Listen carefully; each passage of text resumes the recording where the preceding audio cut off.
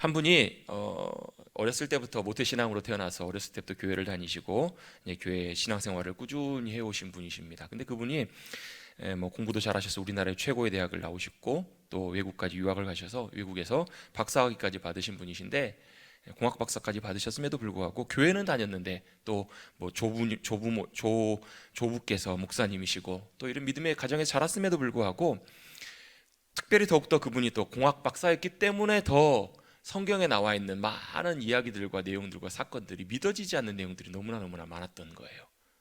예를 들면 물이 포도주가 됐던 사건이랄지, 아니면 뭐 떡 5개로 5천 명이 넘는 사람들을 먹이신 사건, 뭐 무리를 걸어가신 사건, 그런 사건들을 볼 때마다 아유, 이건 아니다, 도저히 받아들일 수 없고 믿을 수 없다라고 그렇게 여기면서 뭐 교회만 왔다 갔다 하셨던 그런 분이셨던 것 같아요. 그런데 이분이 참 놀랍게 하나님의 은혜 가운데 이분이 살아계신 하나님을 만나게 되고 하나님이 살아계시다라는 것을 알고 만나고 믿게 되었을 때, 고백하게 되었을 때, 그리고 하나님이 어떤 분이신지를 그분이 깨닫게 되고 알게 되었을 때, 이 모든 고민과 이 모든 의심이 한순간에 싹 사라져 버리는 것을 이분이 경험하게 된 거예요. 어떻게 이게 가능했을까? 어떻게 이게 가능할까? 간단하더라는 거예요. 우리 차원에서는 그게 불가능해 보이고 기적처럼 보이고 이해가 안 되는 일이지만, 하나님 차원에서는 그것이 가능한 일이라는 것이 믿어지니까 그게 되더라는 거예요. 여러분, 우리 인생 살아가면서 모든 일들과 상황들과 모든 현실들을 우리 차원에서 보고 이해하고 판단합니다. 내 차원에서 봤을 때 그것이 이해가 안 되면 이해가 되지 않아요. 또 당연히 믿어지지도 않아요. 그런데 이게 여러분 우리의 차원이기 때문에 그렇지, 우리와 다른 차원에, 우리보다 훨씬 더 높은 차원에, 여러분 한 30년 전, 40년 전을 한번 잠깐만 되돌아보시면요, 아마 30년 전, 40년 전에 사람들이 지금 여러분 우리가 전화기를 들고 다닐 거라는 것을 상상이나 했을까요? 상상은 했겠죠. 근데 실제로 그것이 그렇게 되리라고는 아마 못 믿었을 거예요. 자동차가 자동으로 사람이 운전 안 하는데도 간다? 상상은 했겠죠. 근데 실제로 여러분 그런 일들이 여러분 지금 다니는 미국의 모 전기 자동차, 유명한 전기 자동차, 그 차는요, 서울에서 부산까지 목적지 딱 찍으면 그냥 운전대만 앉아 있으면 지가 자동으로 출발하고 멈추고 차 피하고 빠른 길로 다 운전해서 우리를 그 자리까지 데려다 줍니다. 그런 차 있으신 분? 여러분, 그 시대가 여러분 지금 현실로 우리의 삶 가운데 이미 와 있잖아요. 왜요? 그 당시에는 이해할 수가 없어요. 왜? 그 당시 차원에서는 이해할 수 없는 일들이지만 지금은 그게 뭐 당연한 일이고 당연히 뭐 있는 일이니까 여러분 그 믿고 말고 할 일이 아니잖아요, 여러분. 마찬가지입니다. 우리 일상 가운데서도 믿어지지 않는 일들, 또 우리가 이해할 수 없는 많은 일들이 있어요. 그런데 우리보다 더 높은 차원에서 놓고 본다면 그것은 여러분 놀라울 일이 아니라 그냥 당연한 일이고 상식적인 그런 일들이 너무너무 많아요. 개미가 걸어가는 사람들이 핸드폰 하는 걸 보면서 너무너무 신기해하고 우와 놀랍다. 그건 여러분 당연한 거죠. 왜? 개미 차원에서는 이해할 수 없는 일이니까. 그런데 여러분 사람 차원에서는 그것이 당연한 일인 것처럼 우리 차원에서는 이해할 수 없는 일이 하나님 차원에서는 당연한 너무나 많은 일들이 있음을 우리는 인정해야 될 줄로 믿습니다. 그리고 하나님 차원에서 이루어지는 그 일들과 역사들이 우리의 삶 속에 나타나는 것, 그것을 우리는 뭐라고 표현하냐면 기적이라고 표현해요. 그런데 그게 우리는 기적이지만 하나님께는 그것이 기적이 아니라는 거예요. 여러분 그런 차원으로 놓고 본다면 우리의 믿음의 삶 가운데, 또 우리 성경에 기록되어 있는 많은 주님의 말씀과 사건들 가운데 여러분 믿어지지 않고 이해되지 않는 많은 일들, 그것들이 여러분 우리는 그 주님 안에서 믿고 신뢰할 수 있는, 또 우리에게 그것이 중요한 것이 될 수 있음을 여러분 우리는 기억하셔야 합니다. 특별히 거기에 성경에 많이 기록되어 있는 내용들 중에서 우리에게 특별히 중요한 놀라운 하나님의 역사와 하나님의 행하심, 그것 중에 하나가 바로 뭐냐면 예수님의 부활 사건이에요. 예수님이 부활하셨다는 사건은 단순히 그냥 돌아가셨다가 사셨다, 단순히 이 차원의 문제가 아니에요. 여러분 예수님의 부활을 우리가 동의하고 믿는 것, 그것이 굉장히 중요한 이유는 바로 그 부활의 승리, 그 부활의 생명이 단순히 예수님의 부활의 승리와 생명에서 그치는 것이 아니라 나의 부활이고 생명이고 승리가 되기 때문에 그렇다라는 거예요.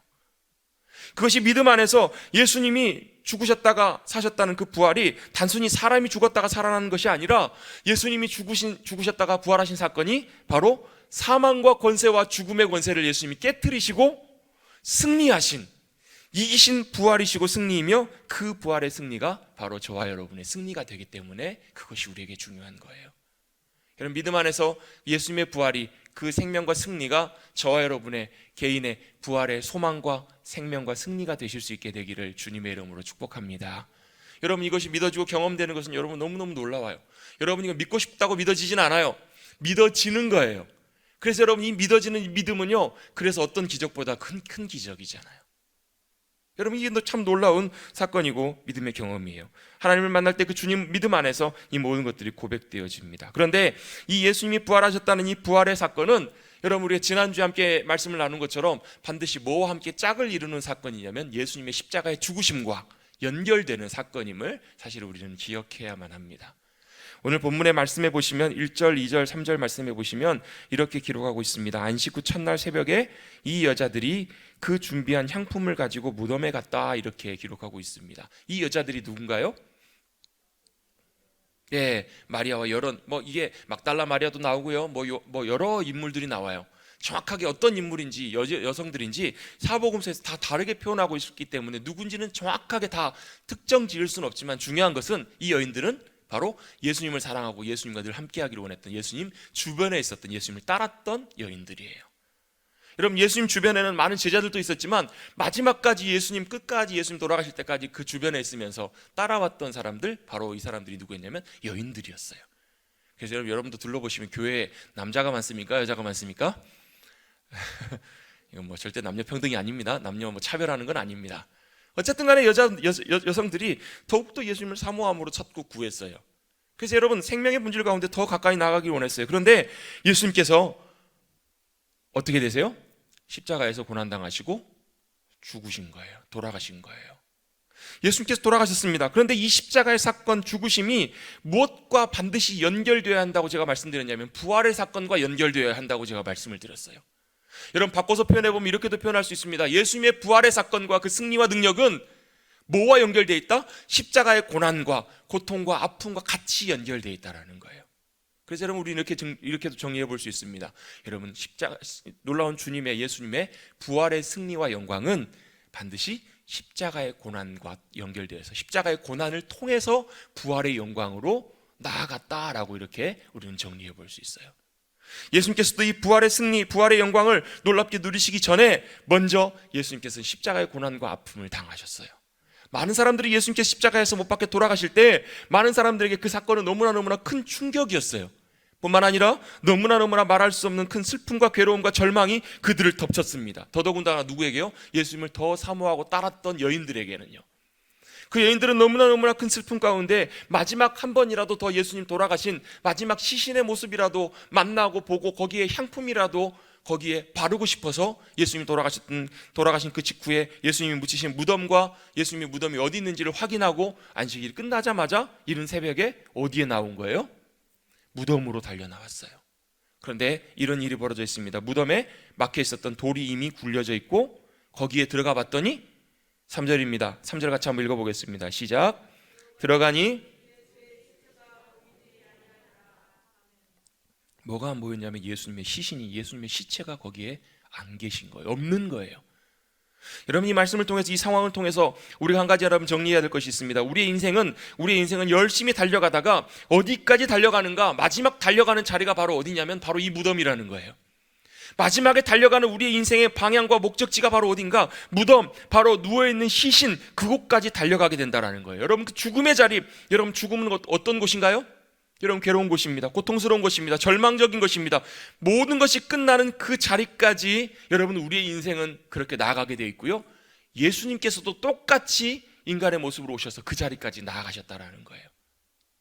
시신의 모습, 죽음의 모습까지 다 내려가셨어야만 했습니다. 왜냐하면 예수님의 부활의 영광과 승리는 바로 십자가의 죽으심과 고난과 아픔과 다 연결되어 있기 때문에 그래요. 여러분, 예수님께서는 그 부활의 놀라운 영광에 참여하시기 위해서 죽으셔야만 했습니다. 어떤 죽음이십니까? 여러분, 참혹하고 말할 수 없는 가장 괴로운 고통스러운 죽음을 맞이하신 거예요. 여러분, 매일성경 이번 주에, 지난주에 큐티의 본문에 보면 이 누가복음 우리가 읽었던 본문의 앞에 부분, 예수님께서 잡히시고 신문당하시고 고통당하시고 십자가에 달려서 죽으시기까지의 말씀과 내용들이 쭉 기록이 되어 있습니다. 예수님 잡히시던 장면과 신문당하신 장면을 보면 예수님께서 어떻게 붙잡히셨는가? 억울하게 붙잡히셨어요. 예수님께서 잘못한 것이 아님에도 불구하고 거짓 증인과 거짓 증거와 조작된 모함을 가지고 예수님께서 붙잡히신 거예요. 자, 어떤 고통을 당하셨을까? 억울하게 고통을 당하셨어요. 여러분, 사람이요, 여러 가지 힘든 일들 중에서, 감정 중에서 참 힘든 것 중에 하나가 뭐냐면 억울한 거예요. 얼마나 억울한가. 여러분, 사람이 억울하면요 어떻게 되냐면요 속이 터집니다. 억울하면 어떻게 되면 속이 터져. 속이 터지면 어떻게 되세요? 속이 터지면 죽죠. 속 터지면 죽습니다. 심지어요, 잠을 자려고 그래 눈을 감아도 편안하게 눈이 감겨지지 않아요. 억울하니까. 너무너무 억울하니까. 얼마나 억울한가. 여러분, 속이 터지고요, 얼마나 억울한지 몰라요. 여러분, 억울한 일 당해보셨습니까? 얼마나 억울한 일을 당해보셨습니까? 여러분, 억울한 일을 당한다는 거, 그건 여러분 정말 쉬운 고통이 아니잖아요. 견디기가 정말로 어렵습니다. 아마 말씀을 드리고 넘어가야 될 것 같은데요, 지난주에 저희 교회에서도 참 어떤 큰 해프닝이 하나 있었습니다. 어떤 해프닝인지 아마 들으신 분도 계시고 아신 분도 계시겠지만 또 모르시는 분들도 계실까봐 설명을 드리는 것이 좋겠다 싶습니다. 어떤 해프닝이었나? 지난 주일 예배 끝나고 저녁 좀 늦은 시간에 우리 아동부 전사님의 전화가 왔어요. 어떤 전화였냐면, 오늘 아동부에 오랜만에 왔던 친구가 예배를 드리고 왔는데, 그 친구의 집으로 연락이 왔는데, 그 친구가 다니는 태권도 학원에 다니는 한 아이가 엄마를 통해서 코로나 확진이 됐다라는 거예요. 그래서 태권도 학원 다니는 친구들에게 연락이 가서 그 친구들은 이제 검사를 받아보라고 이렇게 이제 연락이 왔다라는 거예요. 그래서 이제 그 다음날 월요일 아침에 검사를 받으러 가야 되니까, 그래도 혹시 몰라서 전사님한테 우리 아이가 예배를 오랜만에, 참 그 아이 같은 경우에도 참 사랑과 관심이 많이 필요한 아이인데요, 이제 1년 넘게 이제 교회를 못 나오다가 엄마에게 교회 가고 싶다라고 이렇게 부탁을 해서 한 2주 전부터 이제 교회에 예배에 왔던 친구예요. 전사님이 참 많이 사랑으로 또 섬기고 챙기는 그런 아이인데요, 그 아이가 왔는데 그런 일이 생긴 거예요. 그러니까 어머니도 너무 참 한편으로는 좀 놀라기도 하고 당혹스러운 마음으로 이제 그 얘기를 전사님한테 해주셔서 저에게 알려고 했어요. 저도 이제 만에 하나 어떻게 될지 모르는 상황이니까 만에 하나 조금 더 선제적으로 좀 조심하면 좋겠다 싶어서 그 참석했던 한 10명 정도 되는 아이들에게 다 이제 연락을 하고 어머니들께 또 선생님들께 이제 다 알려서 그 아이가 내일 검사를 받으러 간답니다. 그러니까 혹시 모르니까 그렇게 알고 계세요라고 전해드렸던 이야기가 잘못 전달이 돼가지고 또 다른 사람들이 잘못 이 얘기를 알리고 전하면서 어떤 얘기가 나왔냐면, 머릿돌 교회에서 확진자가 나왔답니다, 이런 얘기가 소문이 온 동네에 다 나게 된 거예요. 불과 몇 분 만에 그 얘기가 나냐면 30분에서 1시간도 안 되는 시간 안에 온 동네 방네 소문이 다 이렇게 났어요. 갑작스럽게 아침에 새벽 예배 마치고 집에 돌아갔는데 한 분이 저에게 전화를 주셨네요. 목사님, 아니 머릿돌 교회에서 확진자가 나왔다는데 이게 무슨 일이에요? 저도 굉장히 당황스러우면서 무슨 얘기예요? 알고 봤더니 이제 그분들 사이에서 그런 확진자가 나왔다라는 그런 이제 연락과 문자가 다 이게 돌고 있다라는 거예요. 그래서 자초지종을 말씀을 드리고 확인해보고 또 다른 분께서 이렇게 알려주셔서 그 얘기가 어디서 나오게 됐는지 어떻게 되게 됐는지를 이제 확인을 하고 거기 나오게 된 그쪽 기관에다가 전화를 해서 다 설명을 하고 확인을 하고 어떻게 됐는지, 어떤 과정에서 이렇게 일이 됐는지를 다 확인을 하고 그 다음에 사과를 받고 그렇게 이제 조치를 하기로 그렇게 하고 이제 연락을 이제 마무리를 했어요. 근데 여러분, 소문이라는 게 그게 여러분 사과하고 그렇게 된다고 그게 맞춰지지가 않잖아요. 여러분, 많은 분들이 여러분들이 막 전화를 주셔서 뭐 다른 지역에 계시는 분이 뭐 연락이 와가지고 뭐 다니는 교회에서 확진자가 나왔다면서 막 그런 걱정을 어린 마음으로 전화를 주시기도 하고, 그 일 때문에 많은 분들이 여러 가지로 굉장히 불편함과 또 마음에 많이 놀람과 이런 일들이 있으셨다라는 얘기를 제가 들었어요.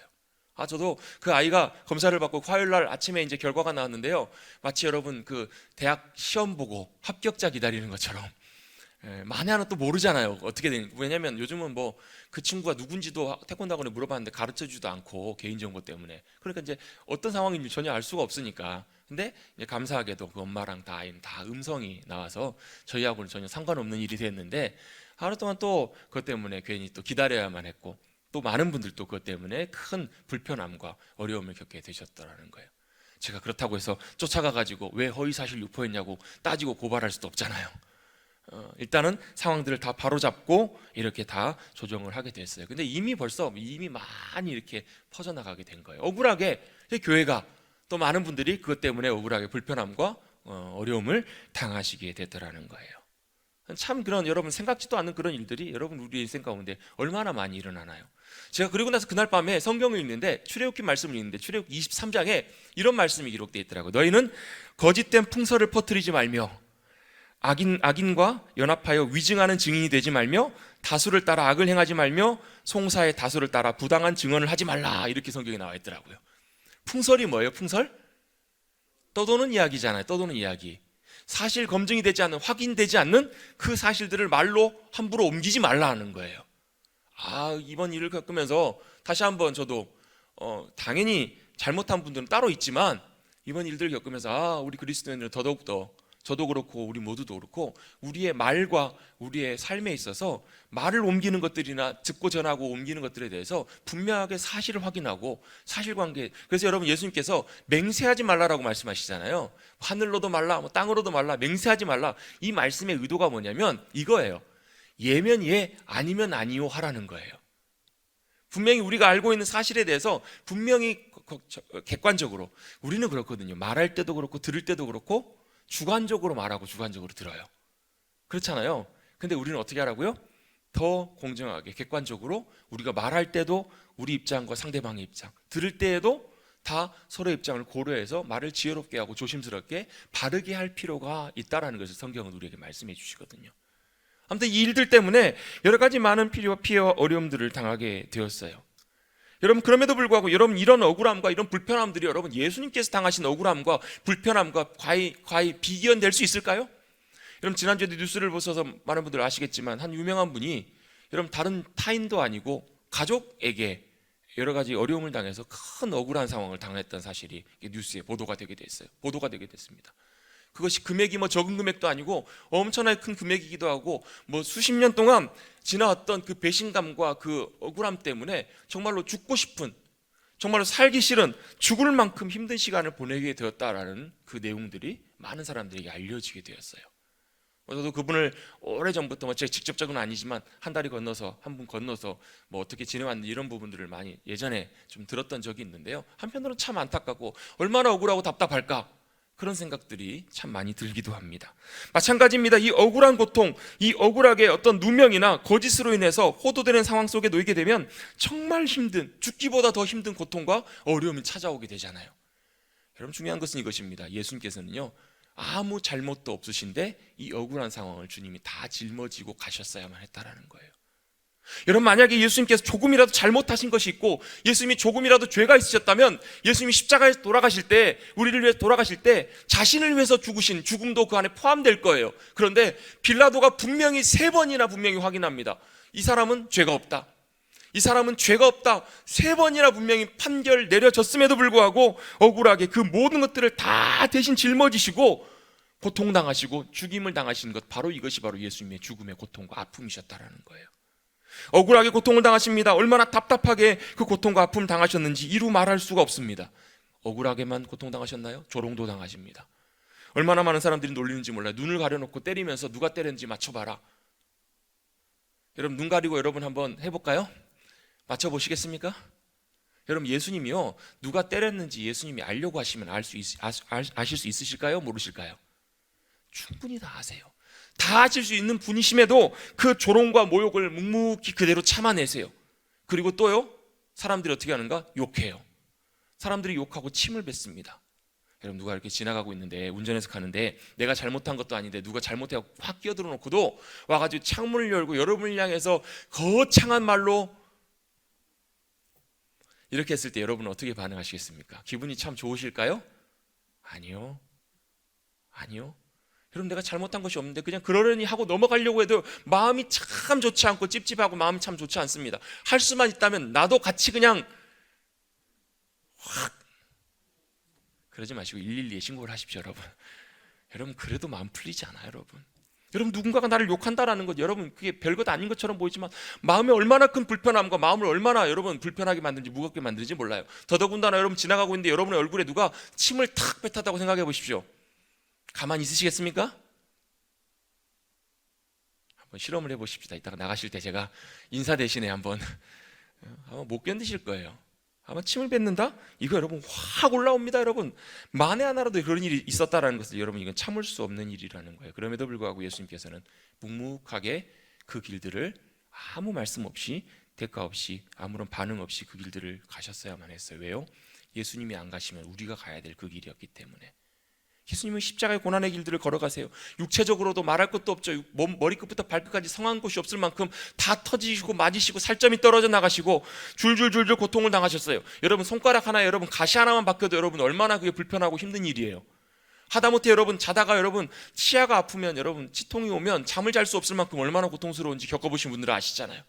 허리가 아프고 발목이 아프고 어디 하나 불편해도 여러분 삶에 견딜 수 없을 만큼 모든 삶이 다 거기에 완전히 집중될 만큼 큰 고통인데 주님께서는 머리부터 발끝까지 성한 곳이 하나 없을 만큼 큰 고통과 아픔을 당하신 이유는 바로 그 고난과 그 고통의 시간을 지나가셨어야만 했기 때문에, 그 고통과 아픔과 그 괴로움, 그래서 마지막 어디까지 가시는가? 육신이 다 망가지고 죽음의 자리까지 다 가시는 그 자리까지 가셔야만 했기 때문에, 그리고 그 이후에 부활의 영광과 승리가 있다는 것을 주님은 너무나 잘 아셨기 때문에 그 길을 가셨던 거예요.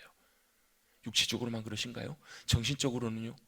모욕만 당하신 것이 아니라 얼마나 고통을 당하셨을까? 사랑하는 제자들이 예수님을 다 배반하고 떠나요. 심지어는요, 자신을 사랑하시는 하나님 아버지도 예수님의 부르짖음에 외면하시고 예수님을 버리세요. 여러분 혹시 버림받아 보신 적 있으세요?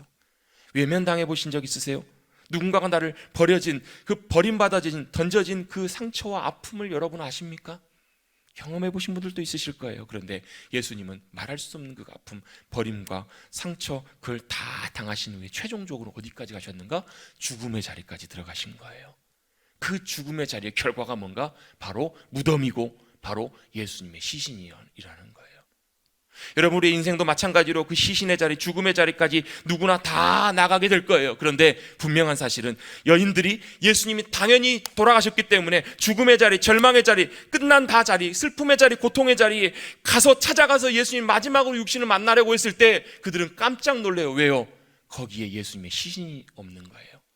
예수님의 시체가 없는 거예요. 당연히 있어야 할 예수님의 시체가 놓여있는 그 무덤의 그 자리, 거기에 예수님이 계시지 않았던 이유는 바로 예수님께서는 죽음과 사망을 이기시고 부활 승리하시며 일어나셨기 때문이라는 거예요. 예수님께서는 그 자리에 누워 계신 것이 아니라 바로 다시 일어나시고 부활 승리하시고 바로 부활의 영광에 주님께서 참여하신 거예요. 예수님께서는 이 부활의 사건을 통해서 지금을 살아가는 우리에게 분명히 말씀하십니다.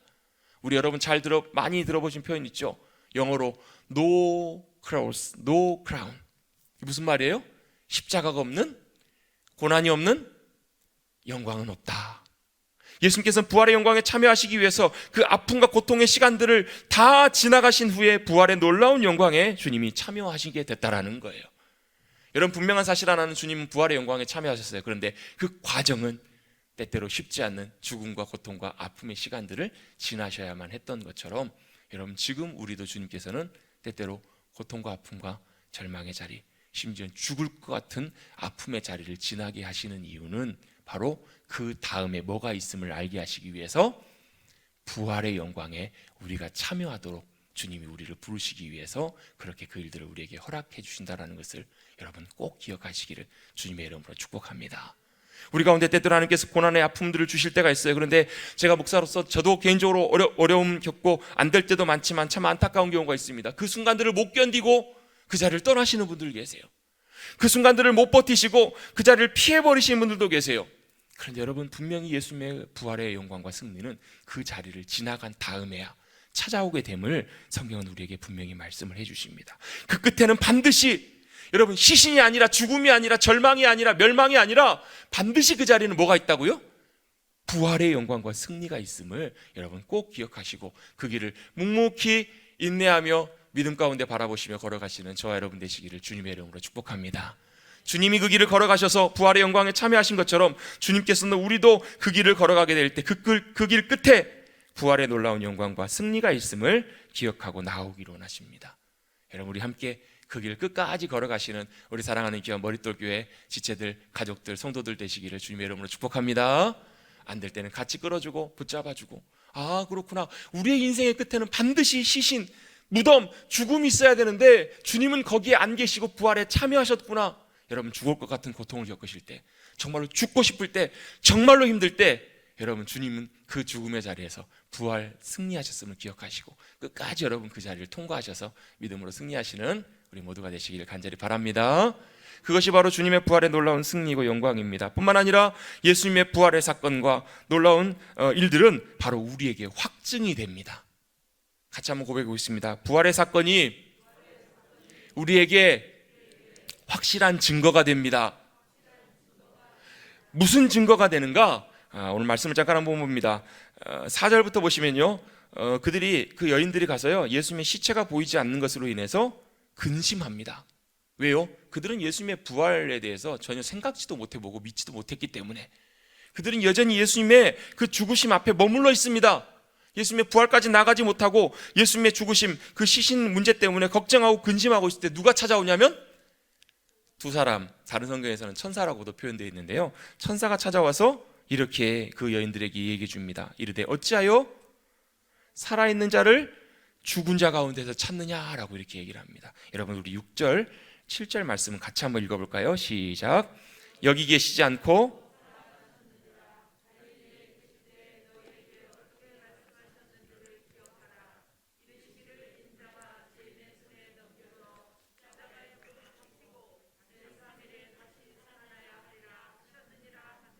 아멘. 천사가 와서 설명을 해줍니다. 살아있는 자를 죽은 자 가운데 찾지 말라는 거예요. 주님은 여기 계시는 것이 아니라, 무덤에 계시는 것이 아니라, 죽어서 누워 계시는 그 시체, 죽음의 멸망의 그 끝에 자리에 계신 것이 아니라 어떻게 되셨다고요? 살아나셨다라고 주님 살아나셨다고 천사가 설명해 줍니다. 여러분, 6절에 살아나셨다라는 말씀이 나오고 7절에 맨 뒤에 보시면 다시 살아나야 하리라 라는 단어가 나옵니다. 두 단어가요, 헬라어 원어에 보면, 성경의 원어에 보면 두 다른 단어로 표현이 되어 있어요. 그런데 다른 단어인데요, 두 단어에 똑같이 공통적으로 포함되어 있는 단어의 의미가 있습니다. 어떤 의미냐면 일어나다라는 의미가 있어요. 일어나셨다라는 거예요. 여러분, 주님의 부활하셨다는 사실은 일어나신 거예요. 어디서부터 일어나셨어요? 죽음의 자리로부터 일어나셨어요. 사망의 자리로부터, 멸망의 자리로부터 일어나셨다라는 거예요. 여러분, 한 목사님이 예수님을 믿게 되는 분명한 이유를 두 가지를 이렇게 내세우셨는데요. 그게 뭐냐면, 본인은 이렇게 종교도 연구해보고 많은 사람들, 훌륭한 사람들도 많이 공부해보다 결국은 예수님을 믿게 되셨는데, 봤더니 세상에 참 훌륭한 사람들은 많더래요. 참 귀감이 될 만한, 참 덕이 되고 교훈이 될 만한 많은 것들이 많던데, 다 공통적으로 그 사람들은 다 죽었더라는 거예요. 다 죽었어요. 그리고 그 사람들은 다 무덤이 있어요. 그런데 유일하게 내가 예수님을 믿게 됐던 이유가, 첫 번째는 뭐냐면, 유일하게 많은 훌륭한 사람들이 있지만 나를 위해 죽어주신 분, 그분이 바로 예수님, 나를 위해 죽어주신 분이 유일하게 계신다라는 것, 예수님 나를 위해 죽으셨다는 사실 때문에 그분이 예수님을 믿게 되신 거예요. 그럼 제가 지난주에 숙제 내드렸죠. 집에 가셔서 당신 나 위해서 죽어줄 수 있어? 오케이 하신 분 계십니까? 몰라요. 그때 가봐야 알아요. 우리 김학두 집사님 오케이 하셨나 봐요. 몰라요. 그때 가봐야 알아요. 사람은 몰라요. 근데 여러분, 분명하게 변치 않는 사실 하나는 있습니다. 예수님께서 2000년 전에 돌아가실 때 누구를 위해서요? 나를 위해서 죽어주셨어요. 그게 놀라운 사실로 받아들여지더라는 거예요. 또 한 가지 사실은, 모든 사람들은 다 무덤이 있는데 예수님만은 무덤이 있으신데 무덤이 비어 있으세요. 그것 때문에 그분이 예수님을 믿게 되셨대요. 무덤이 비어있는 유일한 분, 바로 그분이 바로 부활하셨기 때문에 바로 나의 주님이 되시고 나의 생명이 되시더라는 거예요. 여러분, 예수님 어떻게 하셨는가? 무덤에서 일어나신 분이십니다. 사망 권세를 깨뜨리시고 일어나신 거예요. 그 일어나신 그 부활의 사건이 우리에게 뭐가 되냐면 증거가 된다라는 거예요. 뭐요? 무슨 증거요? 우리도 마찬가지로 일어날 수 있다라는 증거가 되는 거예요. 예수님이 그렇게 일어나셨기 때문에 우리에게 분명하게 말씀해 주시고, 그 부활의 사건이 우리에게도 분명하게 효용이 있고 중요한 사실이라는 것을 우리에게 말씀해 주시는 거예요. 증거가 됩니다. 그리고 또 한 가지 우리에게 주는 확신은 뭐냐면, 확증은 뭐냐면, 바로 그 주님을 일어나게 하신 것이 과연 뭐냐는 거예요. 그 주님을 일어나게 하신 것은 뭐냐면요, 하나님의 생명이 그를 일어나게 하셨습니다. 그 생명이 우리에게 있다라는 것을 증명해 주세요. 여러분, 사복음서에 그 예수님의 부활의 사건들을 쭉 찾아보면요, 마태복음, 마가복음, 누가복음, 요한복음을 보면 예수님이 부활하신 사건을 설명하고 있어요. 사건을 묘사해요. 그래서 예수님이 부활하셨다, 어떻게 부활하셨고 어떤 일이 있었다, 이런 것들을 말씀하고 있는데요, 예수님의 부활에 어떤 의미가 있고 예수님의 부활이 무엇인지를 조금 더 우리가 이해하기 쉽게 잘 설명해 주는 부분이 있는데, 그게 바로 뭐냐면, 사도 바울이 고린도 교회를 위해 썼던 고린도서 15장에 보면 그 부활에 대한 설명의 내용들이 나와요. 우리 잠깐만 한번 성경을 여기 이렇게 꽂아 두시고요, 한번 넘어가 볼까요? 281쪽에 있습니다. 81쪽, 82쪽인데요, 고린도서 15장입니다.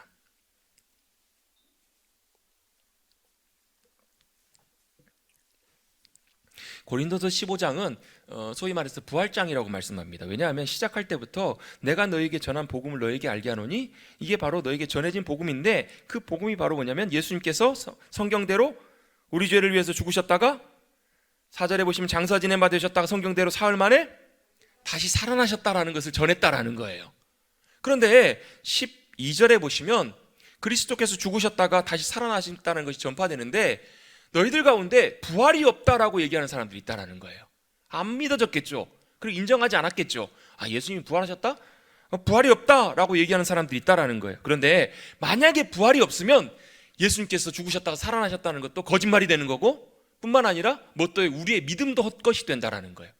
뿐만 아니라 여전히 우리도 아직 죄인 가운데 있을 것이며, 뿐만 아니라 우리가 예수님의 부활이 없으시다면 먼저 예수님 안에서 잠자고 죽은 자들은 망한 사람들이라는 거예요. 끝나버린 사람들이라는 거예요. 그리고 19절에도 보시면 만일 그리스도 안에서 우리가 바라는 것이 다만 이 세상의 삶뿐이면 모든 사람 가운데 우리가 더욱 불쌍한 자라는 거예요. 여러분, 만약에 예수님의 부활이 없으시다면 저와 여러분은 제일 불쌍한 사람들이에요. 제일. 여러분, 예수님의 부활이 없으시면 여러분 이곳에 앉아있는 것 자체가 비극입니다. 이 시간에 여러분의 삶을 만끽하시고 여러분 하고 싶은 거 마음껏 하고 사십시오. 그런데요, 예수님의 부활이 분명히 있다라고 사도 바울은 우리에게 설명해 주면서 어떻게 설명하는가, 우리 20절 말씀 같이 한번 읽어보겠습니다. 시작. 그러나 이제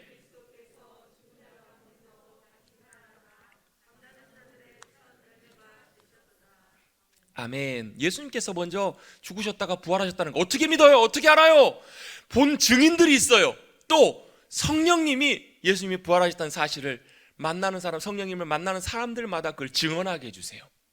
여러분, 예수님의 부활은요, 단순히 여러분 믿고 싶다고 믿어지지는 않는 것 같아요. 내가 살아계신 주님을 배웠고 성령님이 우리 안에서 깨닫게 하시고 알게 하시고 역사해 주시는 그분들만 예수님의 부활하심을 증거하더라는 거예요. 근데 분명한 성경의 증거는 뭔가, 예수님이 잠자는 자들의 첫 열매가 되셨다라는 거예요. 잠자는 자다라는 말은요, 성경에서 잠잔다라는 말은 죽었다라는 말이에요. 죽은 사람들이란 말이에요. 성경에서는 죽는다라는 말을 잠잔다라고 표현해요. 잠자면 뭐 하면 돼요? 깨우면 돼요. 누가요? 예수님이요. 그런데 먼저 예수님이 잠자는 자들의 첫 열매가 되셨다라고 말씀을 하고 있어요.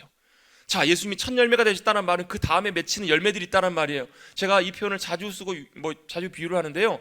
여러분, 저희 교회에 보면 나무들이 많은데 그 중에 보면 과실수가 있습니다. 사과나무도 있고 석류나무도 있고요. 매화도 있고요. 또 감나무도 있고 많은 여러 가지 그 과실수가 있어요. 자, 그 나무에서 감나무가 열렸습니다. 그러면 한번 여쭤보겠습니다. 그 다음에 무슨 열매가 맺힐까요? 죽었다 깨나도 감나무가 맺힙니다. 감열매가 맺힙니다. 사과나무에는 사과가 맺혀요. 왜요? 첫 열매가 그 열매로 맺혀지면 그 다음에 열매는 당연히 그 열매가 맺히기 때문에 그렇다라는 거예요. 예수님이 우리의 부활의 첫 열매가 되셨다는 말씀의 의미는 무슨 얘기냐면요, 그 다음에 뭐가 있다라는 거예요? 부활의 열매들이 맺혀질 거라는 거예요. 예수 그리스도 안에 있는 자들에게. 예수 그리스도 안에 잠들어 있는 이들은 반드시 예수님께서 다시 부활하셔서 부활의 첫 열매가 되신 것처럼 우리도 그렇게 부활할 그날이 올 거라는 거예요. 이유가 있습니다. 왜냐하면요, 바로 그것을 사도 바울은 씨앗으로 비유를 들어 설명합니다. 35절부터 보시면 이렇게 설명합니다. 누가 묻기를 죽은 자들이 어떻게 다시 살아나며 어떠한 몸으로 오느냐 하리니, 어리석은 자요. 36절에 한번 볼까요? 시작.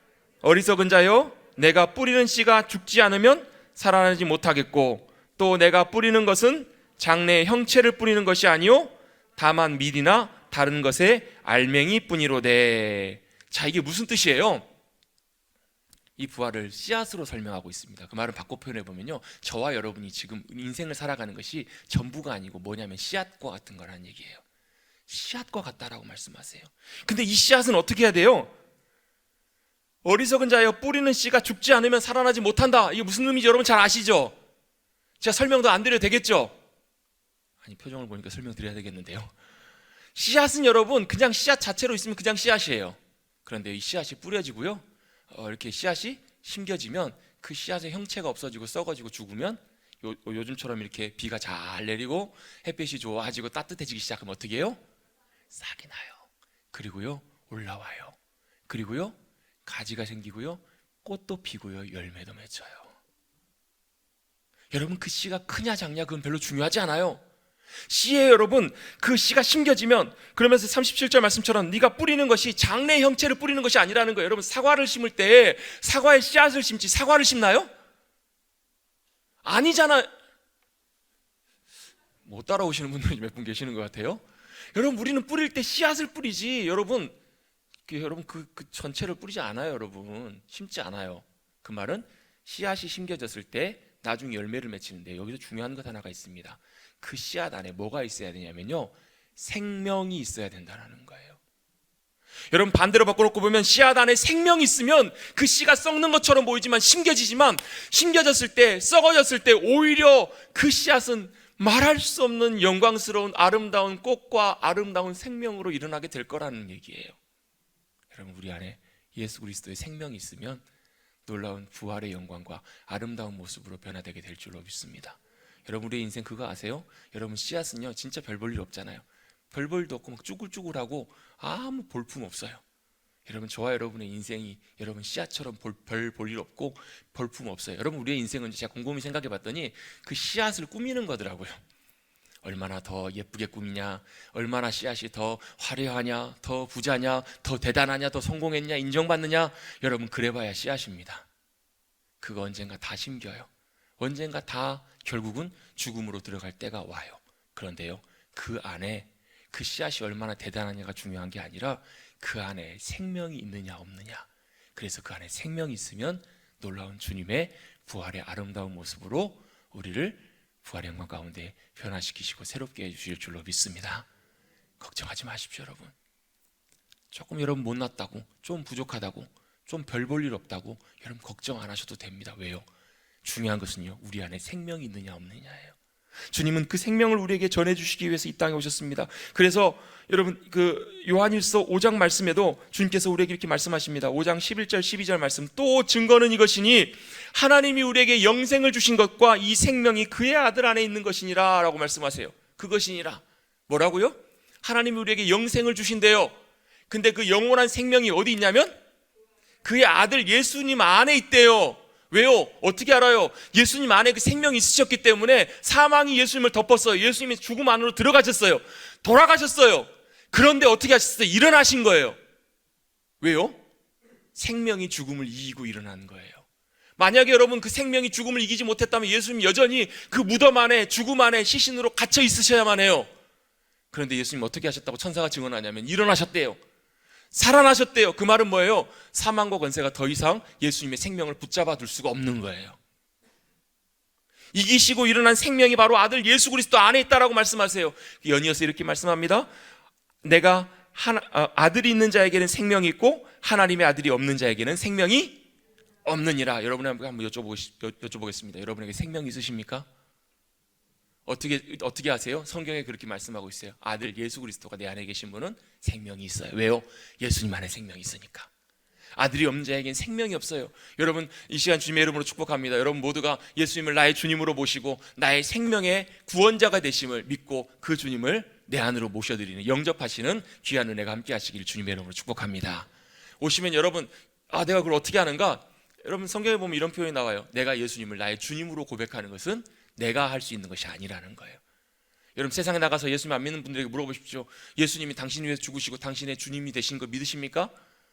여러분 성령님 역사하시지 않으시면 절대로 예스라고 대답할 수 없어요. 그 말은 우리가 하나님을 내 아버지로 예수님을 나의 주님으로 고백하고 있다면 내 안에 누가 계시는 거예요? 성령님이 계시다는 증거예요. 그리고 내가 주님이 내 안에 거하신다는 분명한 확신이고 증거예요. 목사님 느껴지지 않는데요? 잘 모르겠는데요? 저는 제멋대로 살아가는데요? 저는 여전히 믿음이 부족한데요? 여러분 그것과 상관없이 여러분 내가 내 마음을 열고 주님 모셔드리면 주님은 우리 안에 주님으로 생명으로 우리 안에 들어와 주십니다. 그러면서 13절에 이렇게 연이어 설명합니다. 내가 하나님의 아들의 이름을 믿는 너희에게 이것을 쓰는 것은 너희로 하여금 너희에게 영생이 생명이 있음을 알게 하려 함이라 라고 이어서 설명합니다. 뭐가 있음을 알게 하려고 한다고요? 생명이 영생이 있음을 알게 하려고 이걸 썼다라는 거예요. 그럼 다시 한번 정리해 봅니다. 하나님께서 우리에게 영생을 주시기를 원하세요. 생명을 주기를 원하세요. 어떤 생명이요? 사망과 죽음도 이기고 일어날 수 있는 생명이에요. 그 생명이 누구에게 있다고요? 아들 예수 그리스도 안에 있다고요. 그래서 아들이 있는 사람에게는 생명이 있고 아들이 없는 사람에게 생명이 없대요. 아멘? 그래서 결론은 뭐예요? 내가 이것을 쓰는 것은 너희 안에 영생이 있음을 하려고 확인하려고 이걸 썼다라는 거예요. 여러분, 저 여러분 안에 계시는 예수님, 그분이 우리의 생명이 되심을 믿고 죽음이 우리를 덮어쓰이고 죽음과 같은 고통과 절망이, 낙심이 우리를 누르고 있을 때 예수님께서 다시 일어나신 것처럼 우리도 일어나게 될 것을 소망하며 확신 가운데 나가시는 저와 여러분 되시기를 주님의 이름으로 축복합니다. 예수님 부활하셨습니다. 그 말은 일어나셨다라는 말씀이에요. 모든 상황 속에서 일어나신 주님이 우리의 바로 증거가 되어 예수님이 첫 열매가 되셔서 그렇게 되셨다면 우리도 마찬가지로 그 안에 들어가게 되는 거예요.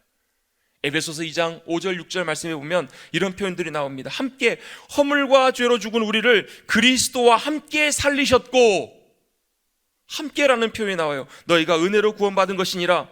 뭘로 구원받았다고요?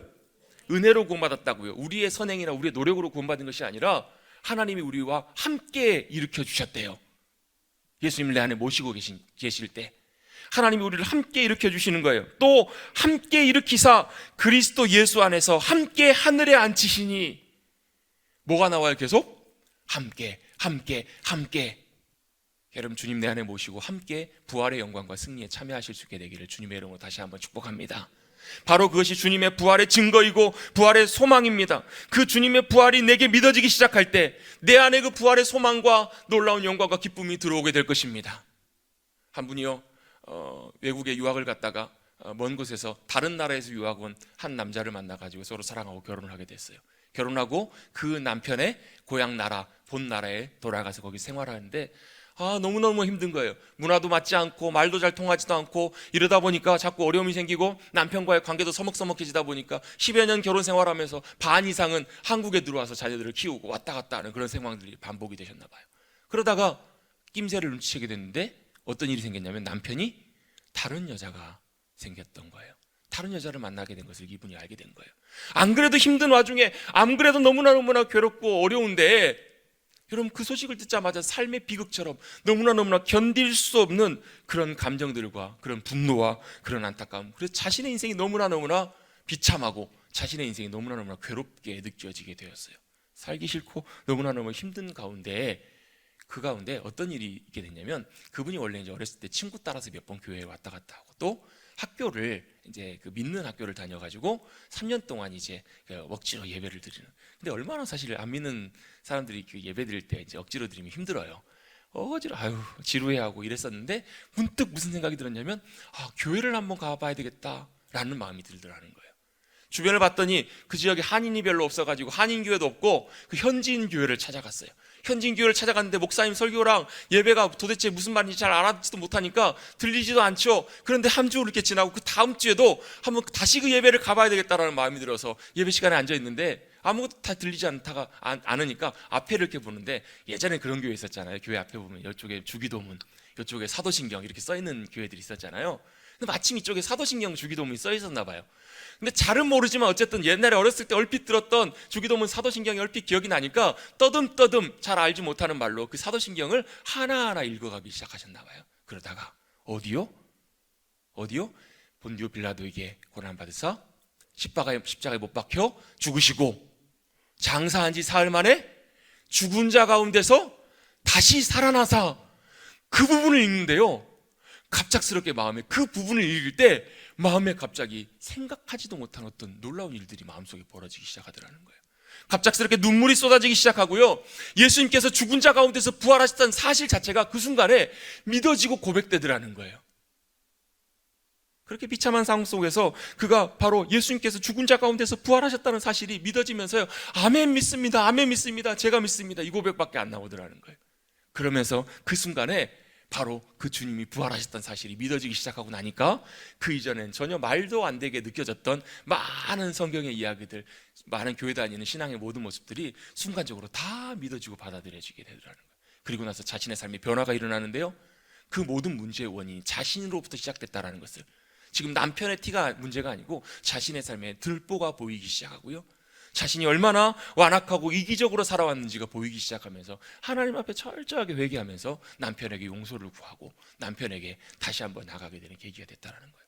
물론 그 일들이 완전히 해결되지 않아서 그렇게 회복되기를 원했지만 결국은 나중에 결국은 갈라서고 우리나라에 들어오게 됐는데, 그분이 했던 고백이 그거예요. 저는 일평생 지금까지 사는 동안 한 번도 소망이라는 걸 가져본 적이 없었습니다. 그러나 내가 남편과 이혼하고 돌아오는 지금 이 시점에 나는 너무나 평안함 가운데 소망 가운데 나아갈 수 있게 됨을 감사합니다. 왜요? 왜 그랬을까요? 그분은요, 주님의 부활이 나의 부활이 되었기 때문에. 부활하신 주님을 만나고 주님이 죽음 가운데 부활하셨군요. 그 부활의 사실이 자신의 부활, 자신의 승리가 되었기 때문에 그분은 소망 가운데 일어날 수 있게 되었던 거예요. 여러분, 부활주의를 보내면서 말씀을 정리하면서 여러분, 우리는 주님의 부활의 영광에 참여하기 위해서 고난도 따라가게 됨을, 고난을 통과해야 됨도 여러분 기억하시길 바랍니다. 여러분, 고난을 지나시는 순간들이 있으시다면, 지금도 여러분 참 감당하기 어려운 순간 속에 계신다면 여러분 기억하십시다. 반드시 그 끝에는 부활의 승리가 기다리고 있습니다.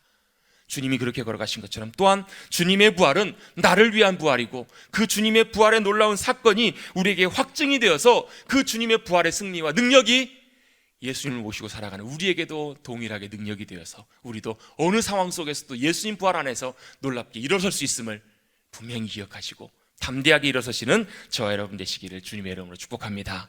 마지막으로 그 부활의 주님을 만나십시다. 여러분, 오늘 본문의 뒷부분에 보면 제자들이 그 소식을 듣고도 믿지 않아요. 왜 못 믿었을까요? 언제 믿었을까요? 나중에 부활하신 주님을 만날 때 그들은 믿고 고백해요. 그리고 담대하게 일어나요. 그리고 예수님의 부활의 증인으로 목숨을 걸고 일어날 수 있었던 이유는 바로 부활의 주님을 만났기 때문입니다. 저 여러분의 모든 심령마다, 또 우리 머릿돌교회 모든 성도님들이 그 부활의 주님을 만나고 그 부활의 주님의 놀라운 승리와 놀라운 영광이, 소망이 우리의 소망이요 능력이요 기쁨이 되시기를 다시 한번 주님의 이름으로 축복합니다. 기도하겠습니다. 하나님 아버지, 감사합니다. 오늘 주님께서 부활하신 부활의 기쁨과 영광을 함께 찬미하며 기뻐하는 귀한 부활절 이 아침 주님 앞에 예배드리며 다시 한번 주님의 부활의 의미들을 상고하며 돌아보게 하여 주시니 감사를 드립니다.